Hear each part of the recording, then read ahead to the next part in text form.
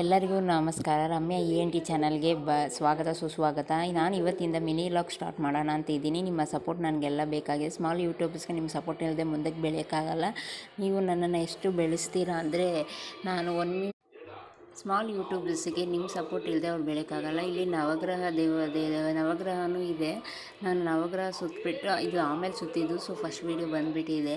ಆಮೇಲೆ ನವಗ್ರಹ ಸುತ್ತಾದಮೇಲೆ ದೇವಸ್ಥಾನದಲ್ಲಿ ಕೂತ್ಕೊಂಡೆ. ಫಸ್ಟು ನಾನು ಪ್ರದಕ್ಷಿಣೆ ಹಾಕ್ತೀನಿ. ಪ್ರದಕ್ಷಿಣೆ ಹಾಕಿದ ತಕ್ಷಣ ಕೆಳಗಡೆ ಕೂತ್ಕೋತೀನಿ. ಕೆಳಗಡೆ ಕೂತ್ಕೊಂಡಾಗ ಈ ವಿಡಿಯೋ ಇರ್ತಿದೆ.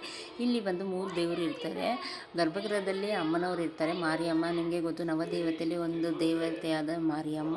ಅವ್ರ ಮಕ್ಕಳಾದ ಷಣ್ಮುಖ ಮತ್ತು ವಿನಾಯಕ ರೈಟ್ ಸೈಡಲ್ಲಿ ಇರ್ತಾರೆ, ಷಣ್ಮುಖ ಲೆಫ್ಟ್ ಸೈಡಲ್ಲಿ ಇರ್ತಾರೆ. ನನಗೆ ಈ ತಾವರೆ ಹೂವು ಡಿಸೈನಲ್ಲಿ ನೋಡೋಕ್ಕೆ ಚಂದವಾಗಿತ್ತು, ಅದಕ್ಕೆ ಈ ವಿಡಿಯೋ ಎತ್ಕೊಂಡೆ. ಅಮ್ಮನವ್ರನ್ನ ಹಳದಿ ಮತ್ತು ಪಿಂಕ್ ಕಲರ್ ಸ್ಯಾರಿಯಲ್ಲಿ ನೋಡೋಕ್ಕೆ ಕಣ್ಣು ಸಾಲ್ತಲ್ಲ. ಬೊಟ್ಟು ಮತ್ತು ಕೈಯಲ್ಲಿ ಕುಂಕುಮ, ತ್ರಿಶೂಲ, ಆ ಹಾರದಲ್ಲಿ ನೋಡೋಕ್ಕೆ 2 ಕಣ್ಣು ಸಾಲದು. ನಾನು ಕುತ್ಕೊಂಡು ಬೇಡ್ಬಿಟ್ಟು ಪೂಜೆ ಮುಗಿಸ್ಕೊಂಡು ಮನೆಗೆ ಬಂದುಬಿಟ್ಟೆ.